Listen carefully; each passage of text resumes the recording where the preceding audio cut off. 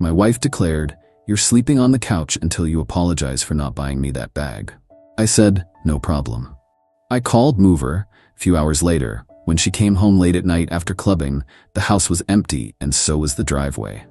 I, 36 male, moved out of my house 3 days ago. My wife doesn't know yet because she hasn't been home. Let me back up.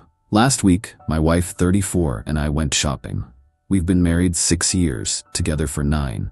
Things have been rough lately. Lots of arguments about money, me working too much, her feeling neglected. Standard marriage stuff, I thought. We passed this designer store. She stopped, stared at a handbag in the window. $3,200. Yeah, you read that right. $3,200 for a bag. I want that, she said. It's nice, I said, trying to be supportive. No, I want you to buy it for me today. I laughed, thought she was joking. We have a budget. We're saving for a down payment on a bigger house since we rent. We agreed on this. $3,200 is half our monthly savings goal. Babe, that's not in the budget. Maybe for your birthday? Wrong answer, apparently. She went silent, the death kinda silent. We drove home. She didn't say a word. I figured she'd get over it.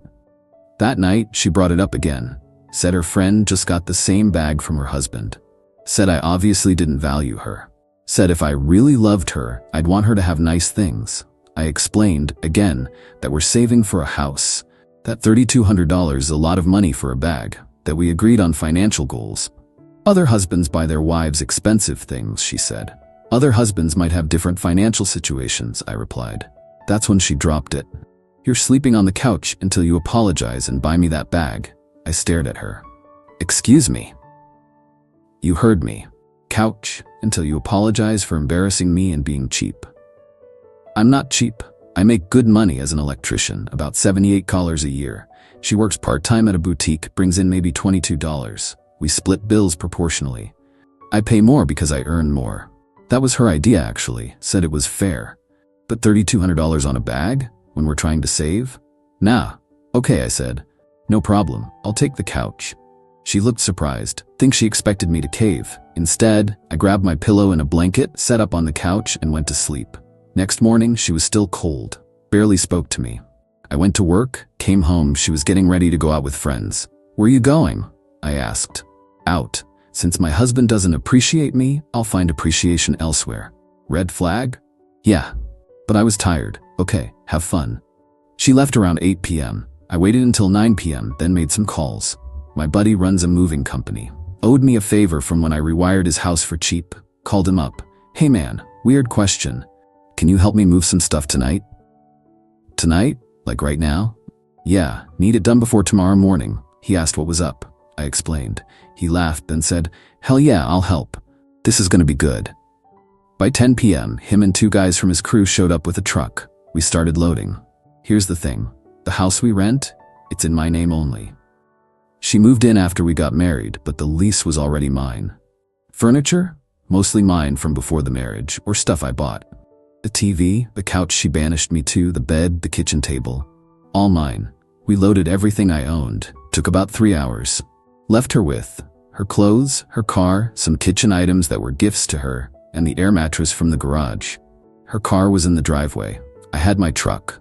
Loaded that up too with my tools, work gear, personal stuff. By 1:30 a.m., the house was empty except for her stuff and that air mattress in the middle of the living room.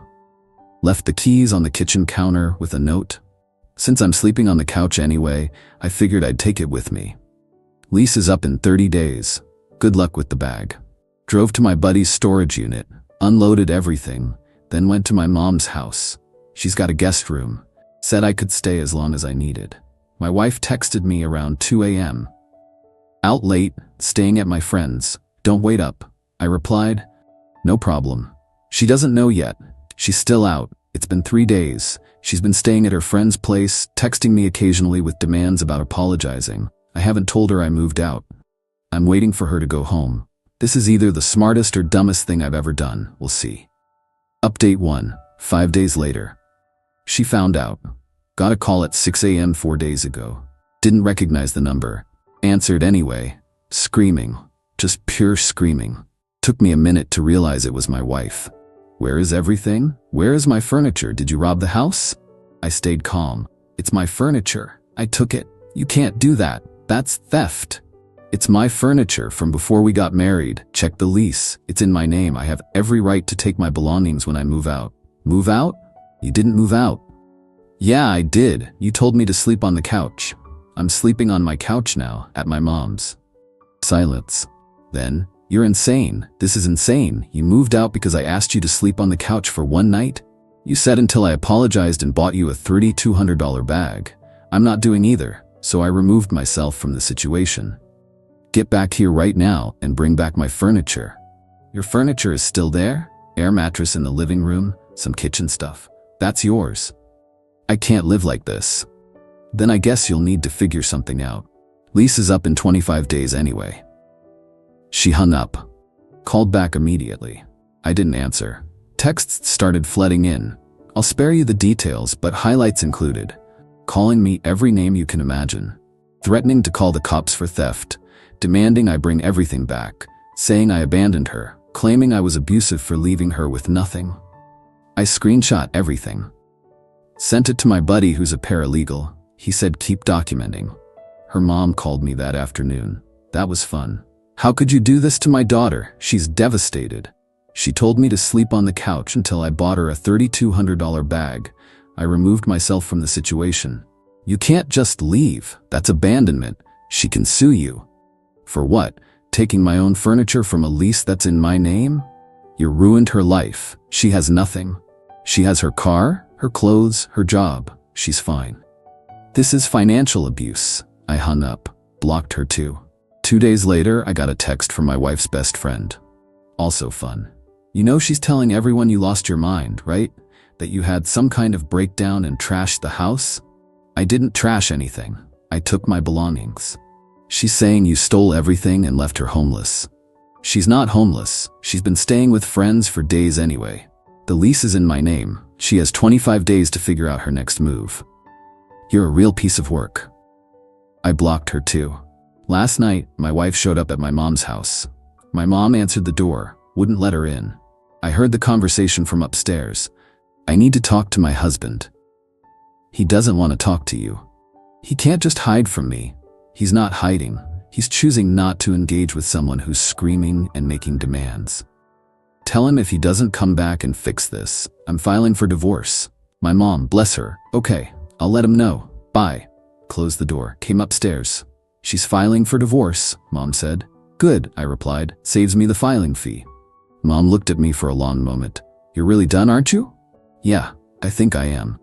This morning I got served with divorce papers. She's asking for half the value of all furniture and belongings I took, alimony, half my retirement account, her legal fees paid. Her lawyer's letter also threatened legal action for illegal eviction and theft of marital property. I called a divorce attorney. Meeting tomorrow. Cost me $300 just for the consultation, but I need legal advice. The paralegal buddy said her claims are weak.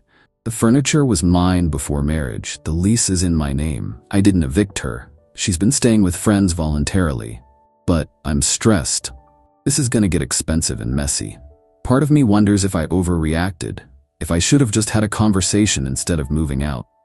Then I remember I tried to have a conversation. She banished me to the couch over a bag and said I didn't value her. Actions have consequences. She's about to learn that. Update 2. 3 weeks later. It got worse before it got better, way worse. After I got the divorce papers, my wife went full scorched earth. Not on social media like you'd expect. Worse, she started calling my clients. I'm an electrician, run my own small business. Most of my work comes from referrals and repeat customers. She got into my phone records. We were on a shared plan, which I've since changed, and started calling people. Told them I was going through a mental breakdown and they might want to reconsider using my services. 3 clients called me directly to ask if I was okay. I explained the situation briefly, that I was going through a divorce and my ex was spreading false information. 2 stuck with me. 1 canceled a $6,000 job. That hurt. Her mom kept showing up at my mom's house. We called the cops twice. Second time, they warned her about harassment. Haven't seen her since. My wife also filed a police report, claiming I stole her property. That was fun. 2 officers showed up at my mom's place, asked for my side of the story. showed them. The lease, in my name only. Receipts for furniture purchased before marriage. Photos of my apartment before she moved in. Thank God I'm a digital hoarder. Text messages where she told me to sleep on the couch. They were cool about it. Said it sounded like a civil matter, not theft. Recommended I get everything sorted through the divorce attorney. They left, case closed. The divorce lawyer consultation turned into me hiring her. Cost me $3,500 retainer. She reviewed everything and said my ex had almost no case for. The furniture, mine before marriage, provable. Illegal eviction, she left voluntarily, has been staying with friends. Theft, see above. But, and here's the kicker, we live in a state with some weird marital property laws. Even though the furniture was mine before marriage, she could potentially claim some value for use and maintenance during the marriage. Also, alimony is on the table. We were married 6 years. She makes significantly less than me. I might owe temporary alimony. My lawyer advised me to 1. Let the lease expire, 15 days left at this point. 2. Offer a settlement that gets this done quick. 3. Not engage with her outside of lawyers. We made an offer. $8,000 cash settlement. She keeps her car, which I helped pay off last year, $4,200 remaining, now all hers, and I take a bit hit on the retirement split. In exchange, no alimony, we're done. Her lawyer rejected it, countered with $25,000, plus alimony for 2 years at $800 a month, plus her legal fees. My lawyer said we'd see her in court. Meanwhile, the lease expired. The landlord did a walkthrough, saw the place was empty except for an air mattress and some kitchen items. Called me. What happened here? Divorce. I moved my furniture out. She's been staying with friends. Lease is up, not renewing. She left the place a mess. Air mattress in the middle of the floor, trash everywhere. Not my problem anymore. I'm off the lease as of today. He sighed. I'm keeping the security deposit. That's fair. He asked for my wife's forwarding address for the deposit refund notice. I gave him her mom's address. Not my circus anymore. 2 days ago, my wife called from another new number. I answered because I was tired of the games. We need to talk. Through lawyers. No, we need to talk now. This is getting out of hand. You made it out of hand when you started calling my clients and filing false police reports. I didn't file a false report. You stole my furniture. Your furniture is still in the house, or was. I took my furniture. I can't afford a lawyer. I can't afford anything. Do you know what you've done to me? I know what you did to yourself. You demanded a $3,200 bag, banished me to the couch, went out clubbing instead of coming home to talk, and now you're surprised there are consequences. I want to work this out. No, you don't. You want money, and I'm not giving you $25,000 for furniture that was never yours. I'll take the $8,000. I paused. That offer's off the table. You rejected it. New offer, $5,000. You keep the car, I keep my retirement. Done. That's not fair. Life's not fair. Take it or we go to court. You'll spend more on lawyer fees than you'll win. She hung up. 2 hours later, her lawyer called my lawyer. They accepted the $5,000 offer, signed the settlement agreement yesterday. Divorce should be final in about 60 days. Cost me $5,000 settlement, $4,800 in lawyer fees so far, $2,100 in the security deposit I'll never get back, and one $6,000 job I lost. Total, roughly $18,000. But I'm done. No alimony, no ongoing payments, no more drama. Final update. 2 months later, divorce finalized 3 weeks ago. It's over. The settlement went through without any issues. My ex got her $5,000. I signed over the car, which she needed for work, and we split one small joint savings account we had. $800 total, so $400 each. I kept my retirement, my tools, my truck, all my furniture. She kept her personal belongings and whatever was left in the rental after the landlord threw it out. Total damage to me, about $19,000 all said and done, including the lawyer fees and lost security deposit. Could have been worse.